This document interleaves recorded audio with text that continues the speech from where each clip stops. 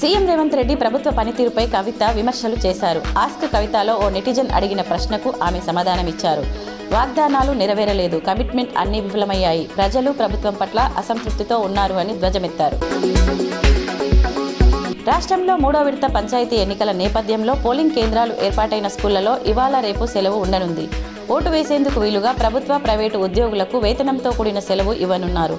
కాగా 3వ విడతలో 4158 సర్పంచ్, 36,434 వార్డు స్థానాలకు 394 సర్పంచ్, 7,916 వార్డులు ఏకగ్రీవమయ్యాయి. దీంతో మిగిలిన స్థానాలకు రేపు పోలింగ్ జరగనుంది. నిజామాబాద్ నగరంతో పాటు జిల్లాలోని అన్ని మండలాల్లో చలి తీవ్రత రోజురోజుకు పెరుగుతోంది. గత కొద్ది రోజులుగా వీస్తున్న చలిగాలుల కారణంగా ప్రజలు గజగజ వణుకుతున్నారు.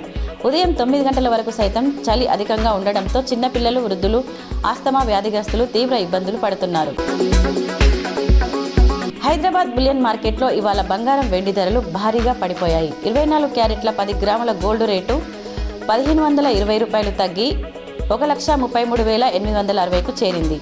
అలాగే 22 క్యారెట్ల 10 గ్రాముల పసిడి ధర 1,400 పతనమై 1,22,700 రూపాయలు పలుకుతోంది. అటు కేజీ వెండి ధర 4,000 తగ్గి రూపాయలు 2,11,000గా ఉంది. 2 తెలుగు రాష్ట్రాల్లో దాదాపు ఇవే ధరలు ఉన్నాయి.